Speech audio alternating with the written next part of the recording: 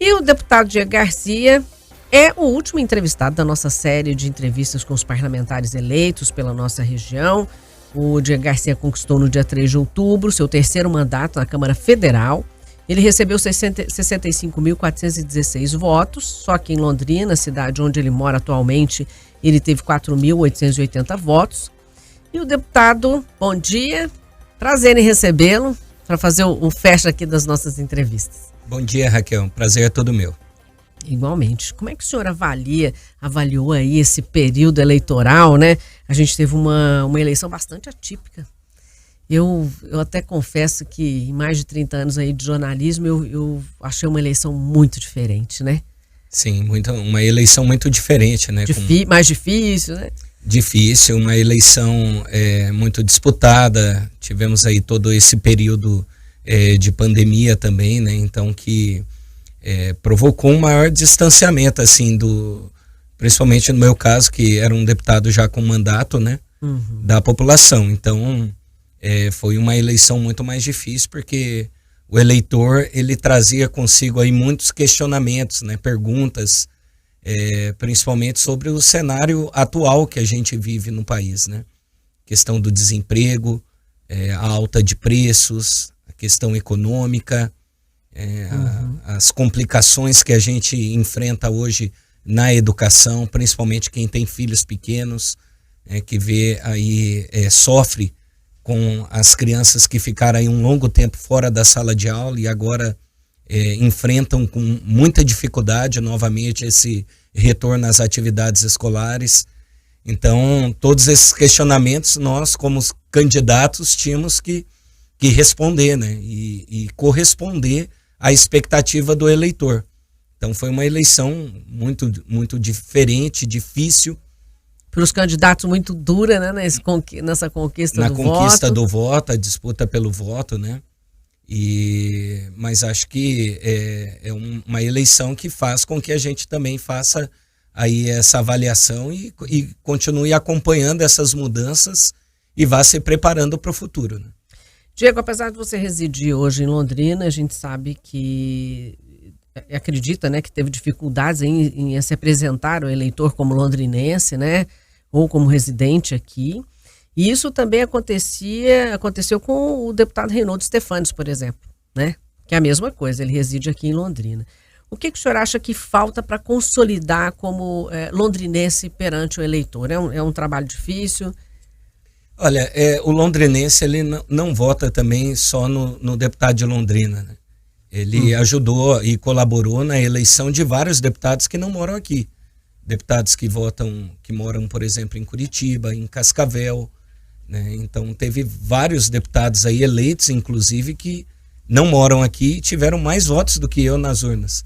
Então o londrinense, ele não tem, por exemplo, a característica do eleitor de Cascavel, que é um eleitor bairrista e que vota e que há também no meio, entre lideranças da questão comercial, empresarial, emissoras de imprensa, TV, rádio e até igrejas, um trabalho coletivo e concentrado para que a população vote e escolha representantes da cidade ou da região. E a gente vê que isso não acontece aqui, não é só em Londrina, em toda a região do norte do Paraná.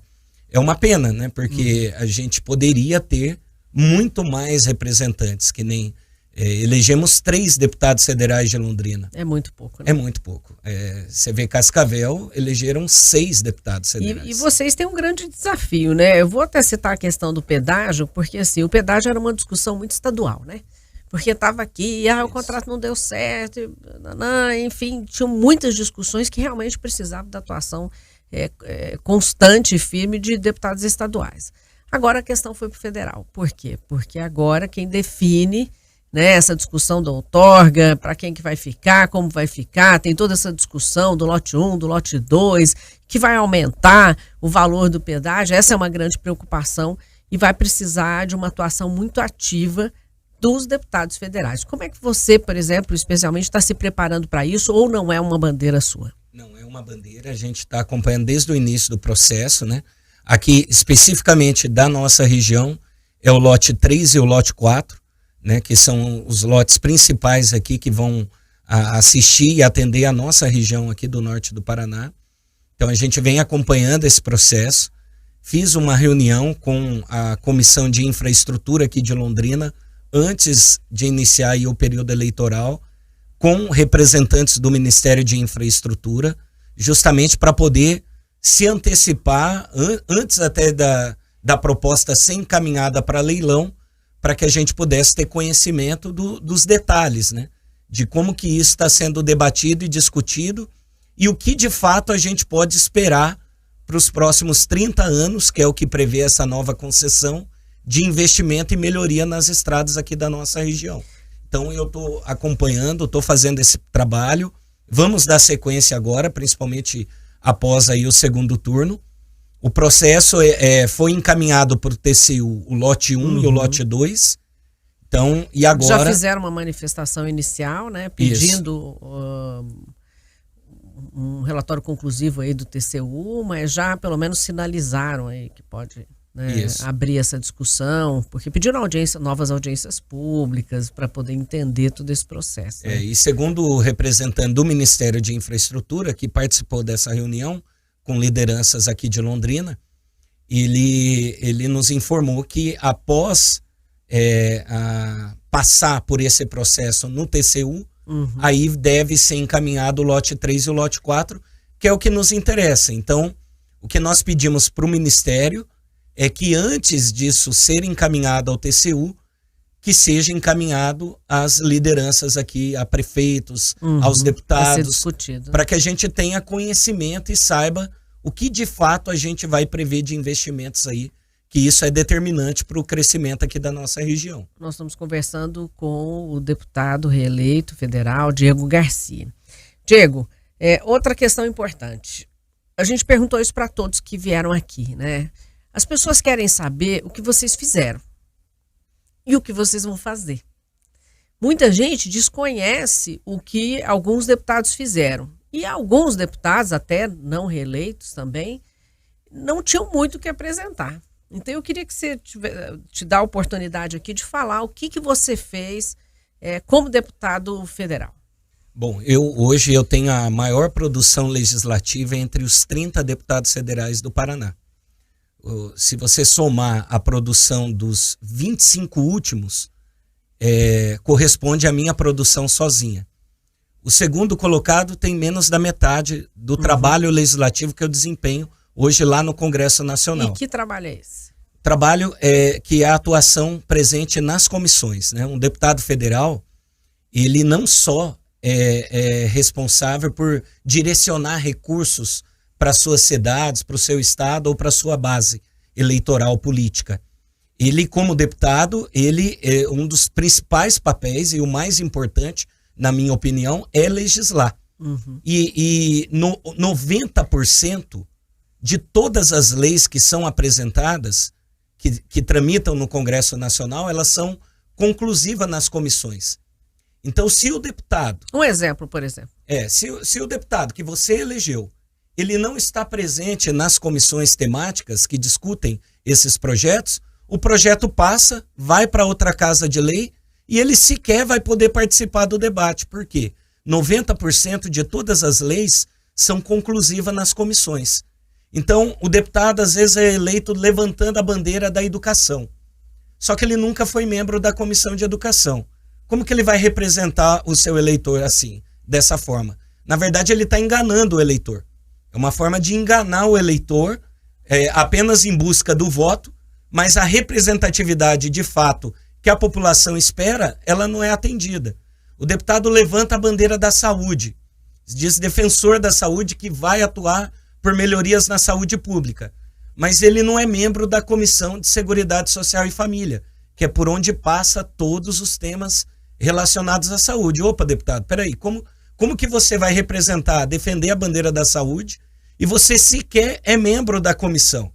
Então a maior parte da população, de fato, como você disse, ela não sabe o que os seus representantes fazem, fizeram, estão fazendo, qual é o papel do deputado federal, né? Então, além disso, né, da minha atuação nas comissões, hoje eu sou membro das principais comissões da Câmara, CCJ, educação, seguridade social, cultura, pessoa com deficiência. Nesse próximo mandato agora, que começa em 2023, o senhor pretende continuar com essa linha de trabalho? Sim, eu pretendo continuar, até porque já estamos aí familiarizados com esse ambiente de trabalho e discussão, e eu sei a importância e o impacto que isso tem para a vida de milhares de pessoas. Diego, eu sei que na hora, claro, de disputar o voto, vocês, cada um vai trabalhar na sua base, enfim, buscar o seu voto separadamente, são concorrentes, vamos dizer assim, né? Mas na hora de trabalhar, vocês conseguem trabalhar junto? Como você falou, às vezes você não vai buscar recurso, mas a gente tem um outro deputado que vai, né? Vocês conseguem trabalhar junto, integrar tudo isso para conseguir melhores resultados? Olha, a bancada aqui do Paraná sempre teve uma unidade muito positiva nesse sentido, da busca de recursos. Quando é para pleitear algo em prol do Paraná, a bancada, normalmente, ela está sempre unida. É claro que tem os deputados mais atuantes, ativos, e tem aqueles que não aparecem em nada, que não participam de uma reunião de trabalho, mas que pelo menos também não atrapalham. Então, nós temos esses já é uma grande coisa. Já é uma grande coisa. Então, nós temos esses dois cenários, mas a maioria é uma bancada unida, pelo menos nas 2 legislaturas que eu participei, a bancada foi sempre unida nessa questão de recursos. Então, independente da questão ideológica do partido, de ser oposição ou situação, sempre teve unidade quando se tratava do Paraná, o estado do Paraná. E a nível, no âmbito legislativo, é uma casa de leis. Você não aprova nada na Câmara dos Deputados sozinho. Ninguém faz nada sozinho na Câmara dos Deputados. Então, o deputado que chega achando que, porque ele tem 1 milhão de seguidores na internet, ele vai lá arrebentar e vai mudar o Brasil. Não é assim. Sozinho. Não é assim. Ele não vai fazer nada. Se ele não tiver a capacidade de dialogar com os deputados e apresentar suas ideias, de propor, de explicar, de sugerir, ele não vai conseguir avançar em nada lá no Congresso. Deputado, até para encerrar, nosso tempo está acabando ali, eu queria fazer uma pergunta que a gente até questionou os outros deputados. O senhor pretende disputar a Prefeitura de Londrina? Tem esse desejo? Desejo a gente sempre tem, né? Até para ampliar aí o nosso trabalho, a população conhecer melhor, né? Você perguntou como que o eleitor de Londrina vai conhecer melhor o deputado federal Diego Garcia, né? Então, essa pode ser talvez uma grande oportunidade das pessoas conhecerem o trabalho que eu desempenho hoje na saúde, o trabalho que eu desempenho na área social, o trabalho que a gente desempenha na área da educação, o que a gente pensa sobre esses temas. Então isso é sempre uma oportunidade e uma possibilidade. O senhor pensa em colocar seu nome, então, já na próxima eleição, para a Prefeitura de Londrina, enfim, se sente preparado para isso? Preparado sim, eu acho que com 3 mandatos aí já como deputado federal, não tem como não estar preparado para um novo desafio, para uma missão como essa. Agora, é claro, um partido político, assim como na Câmara dos Deputados, ninguém constrói e faz nada sozinho. Então, o nosso partido aqui tem aí um mando, tem o senhor Nelson Tsukahara, que é o presidente do partido aqui na cidade. Teve aí vários candidatos a deputado, teve federais, candidatos a deputados estaduais, deve vir com uma chapa forte aí para disputa para a vereança aqui na cidade. E então é uma construção, ninguém faz nada sozinho, ninguém chega a lugar nenhum sozinho. Sim. Mas é claro que eu também não vou descartar essa possibilidade, caso o partido precise, nós vamos estar sim à disposição. Disponibilizar o nome aí. Sim. Tá certo. Bom, nosso tempo acabou, mas eu agradeço muito a sua participação, por ter vindo aqui e compartilhado um pouco aí do que pensa, né? Eu acho que esses momentos são bastante importantes, porque muita gente não conhece, às vezes, o deputado, ou conhece o deputado, não sabe o que ele faz, o que ele está fazendo, o que ele está aprontando. Então a gente precisa muito desses momentos, está aberto, portas abertas para o senhor, para que a gente possa sempre discutir Londrina, discutir as necessidades, saber o que vocês estão fazendo lá.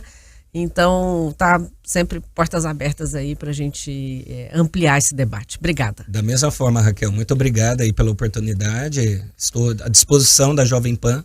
Sempre que precisar, vamos estar aqui para debater aí os temas mais diversos e importantes aí que estiverem em discussão no cenário nacional. Com Conte certeza. comigo. Obrigada. Obrigado.